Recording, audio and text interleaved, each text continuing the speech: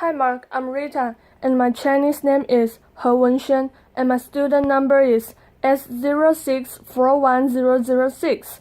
I'm freshman, major in English. Pay attention to penguins. D. Boersma. I want to talk about penguins today, but first, I want to start by saying that we need a new operating system for the oceans and for the earth. When I came to the Galapagos 40 years ago, there were 3,000 people that lived in the Galapagos. Now there are over 30,000. There were 2 jeeps on Santa Cruz. Now there are around 1,000 trucks and buses and cars there. So the fundamental problems that we face are overconsumption and too many people. It's the same problems in the Galapagos, except obviously it's worse here in some ways than in other places, because we've only doubled the population of the Earth since the 1960s.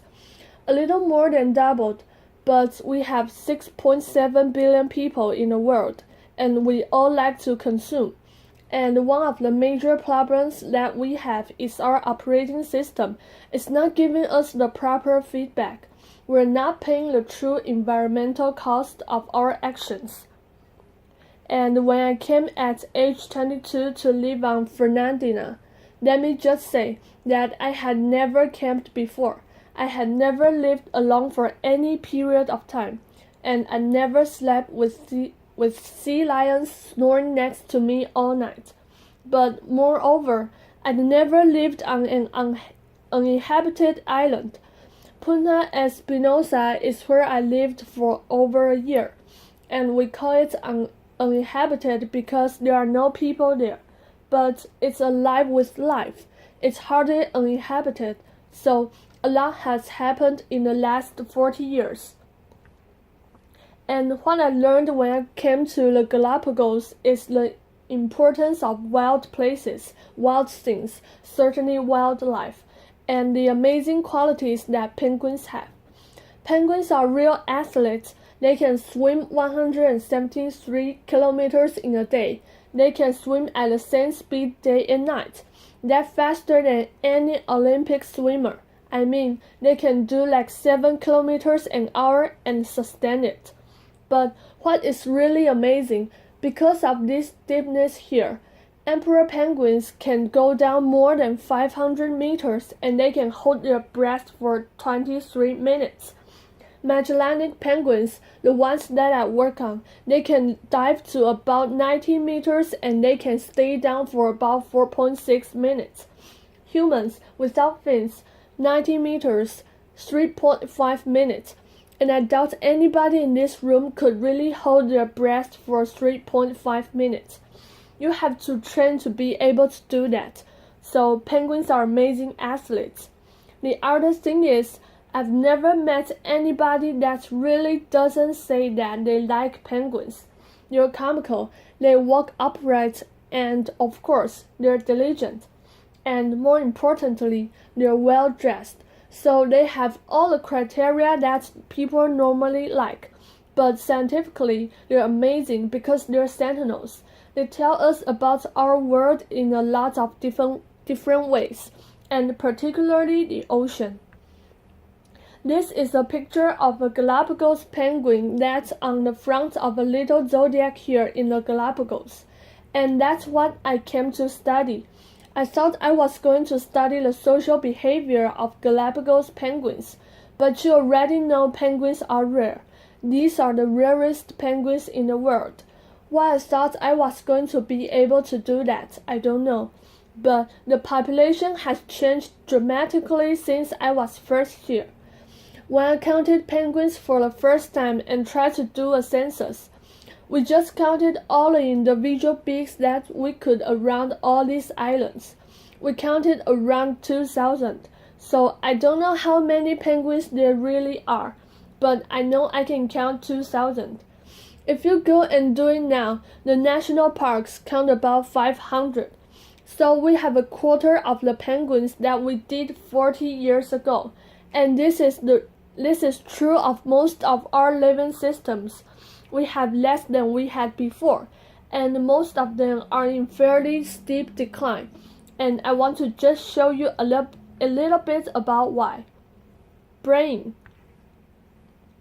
That's a penguin brain to tell you that it's important to pay attention to penguins. Most important of all, I didn't know what that was the first time I heard it. And you can imagine sleeping on Fernandina your first night there and you hear this lonesome, plaintive call. I fell in love with penguins, and it certainly has changed the rest of my life. What I found out I was studying is really the difference in how the Galapagos changes. The most extreme variation. You've heard about these El Niños, but this is the extreme that penguins all over the world have to adapt to. This is a cold water event called La Niña, where it's blue and it's green. It means the water is really cold, and so you can see these currents coming up. In this case, the Humboldt Current, that comes all the way out to the Galapagos Islands, and this deep undersea current, the Cromwell Current, that upwells around the Galapagos, that brings all the nutrients. When this is cold in the Galapagos, it's rich, and there's plenty of food for everyone. When we have extreme El Niño events, you see all this red, and you see no green out here around the Galapagos. That means that there's no upwelling, and there's basically no food. So it's a real desert for not only for the penguins and the sea lions and the marine iguanas. Things die when there's no food. But we didn't even know that affected the Galapagos when I went to study penguins. And you can imagine being on an island hoping you're going to see penguins, and you're in the middle of an El Niño event, and there are no penguins. They're not breeding. They're not even around. I studied marine iguanas at that point, but this is a global phenomenon. We know that.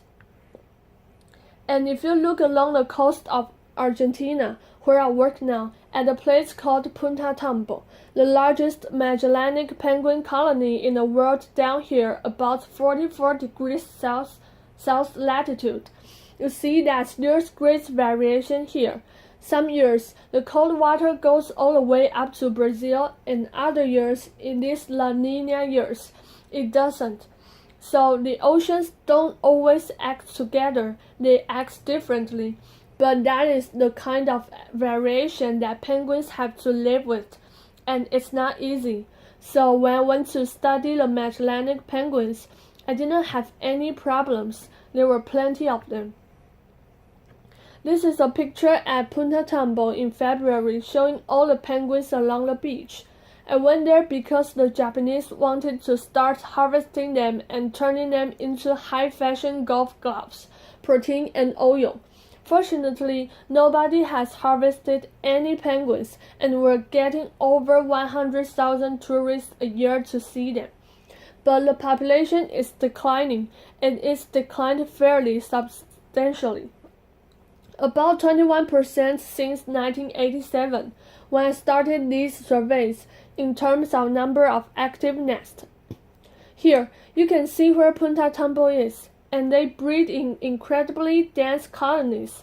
We know this because of long-term science, because we have long-term studies there. And science is important in informing decision makers, and also in changing how we do and knowing the direction of change that we're going on. And so we have this penguin project. The Wildlife Conservation Society has funded me along with a lot of individuals over the last 27 years to be able to produce these kinds of maps. And also, we know that it's not only Galapagos penguins that are in trouble, but Magellanics and many other species of penguins. And so we have started a global penguin society to try to focus on the real plight of penguins. This is one of the plights of penguins, oil pollution. Penguins don't like oil, and they don't like to swim through oil. The nice thing is, if you look down here in Argentina, there's no surface oil pollution from this composite map. But In fact, when we went to Argentina, penguins were often found totally covered in oil. So they were just minding their own business. They ended up swimming through ballast water that had oil in it. Because when tankers carry oil, they have to have ballast at some point. So when they're empty, they have the ballast water in there. When they came back, they actually dump this oily ballast water into the ocean. Why do they do that? Because it's cheaper. Because they don't pay the real environmental cost. We usually don't, and we want to start getting the accounting system right so we can pay the real cost. At first, the Argentine government said, "No, there's no way. You can't find oiled penguins in Argentina. We have laws, and we can't have illegal dumping. It's against the law." So we ended up spending 9 years convincing the government that there were lots of oiled penguins. In some years, like this year, we found more than 80% of the adult penguins dead on the beach were covered in oil. These little blue dots are the fledglings. We do this survey every March, which means that they're only in the environment from January until March. So maybe 3 months at the most that they could get covered in oil. And you can see, in some years over 60% of the fledglings were oiled. Eventually, the government listened and, amazingly, they changed their laws. They moved the tanker dams 40 kilometers further offshore, and people are not doing as much illegal dumping. So what we're seeing now is very few penguins are oiled. Why are there even these penguins oiled? Because we've solved the problem in Chubut province, which is like a state in Argentina where Punta Tambo is. So that's about 1,000 kilometers of coastline. But we haven't solved the problem in northern Argentina, Uruguay, and Brazil. So now I want to show you that penguins are affected. I'm just going to talk about two things. This is climate change. Now this has really been a fun study because I put satellite tags on the back of these Magellanic penguins. Try to convince donors to give you a couple $1,000s to glue a satellite tag on the back of penguins. But we've been doing this now for more than a decade to learn where they go. We thought we needed a marine protected area of about 30 kilometers, and then we put a satellite tag on the back of a penguin, and what the penguins show us.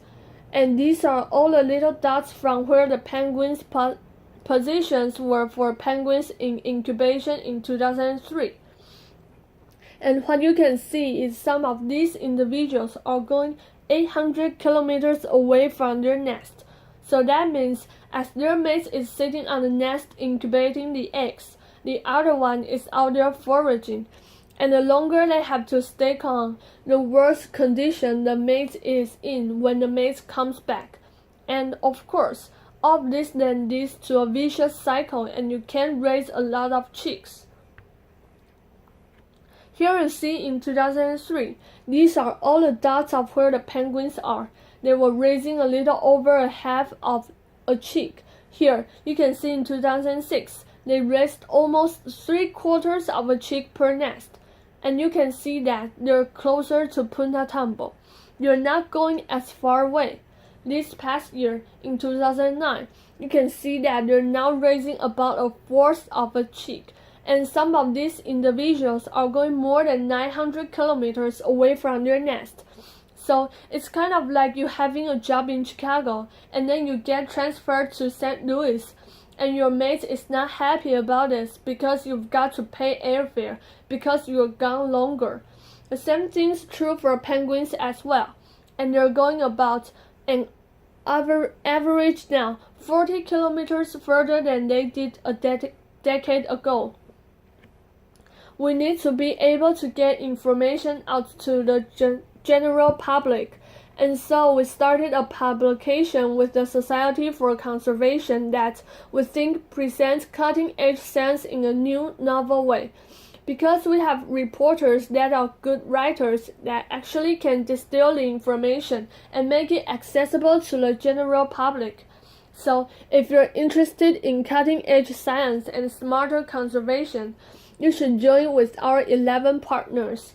Some of them here in this room, like the Nature Conservancy. And look at this magazine because we need to get information out about conservation to the general public. Lastly, I want to say that all of you probably have had some relationship at some time in your life with a dog, a cat, some sort of pet, and you recognize that those are individuals, and some of you consider them almost part of your family. If you had a relationship with a penguin, you see it in the same sort of way. They're amazing creatures that really change how you view the world because they're not that different from us. They're trying to make a living, they're trying to raise their offspring, they're trying to get on and survive in the world. This is Turbo the penguin. Turbo's never been fed. He met us and got his name because he started standing under my diesel truck, a turbo truck, so we named him Turbo. Turbo has taken to knocking on the door with his beak. We let him in and he comes in here. And I just wanted to show you what happened one day when Turbo brought in a friend. So this is Turbo. He's coming up to one of my graduate students and flipper patting, which he would do to a female penguin. And you can see he's not trying to bite. This guy has never been in before and he's trying to figure out what is going on. What is this guy doing? This is really pretty weird.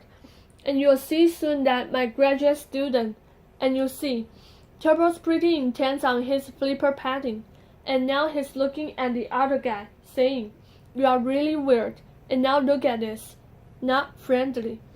So penguins really differ in their personalities just like our dogs and our cats. We're also trying to collect our information and become more technologically literate. So we're trying to put that in computers in the field. And penguins are always involved in helping us or not helping us in one way or another. This is a radio frequency ID system. You put a little piece of rice in the foot of a penguin that has a barcode. So it tells you who it is. It walks over the pad and you know who it is.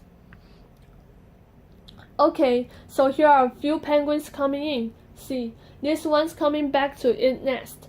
They're all coming in at this time, walking across there, just kind of leisurely coming in. Here's a female that's in a hurry. She's got food. She's really rushing back because it's hot to try to feed her chicks. And then there's another fellow that will leisurely come by. Look how fat he is. He's walking back to feed his chicks. Then I realized that they're playing king of the box. This is my box up here. And this is the system that works. You can see this penguin. He goes over, he looks at those wires, does not like that wire, he unplugs the wire. We have no data. Laughter.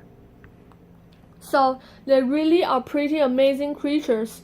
Okay, most important thing is, only you can change yourself, and only you can change the world and make it better for people as well as penguins. So, thank you very much. Applause.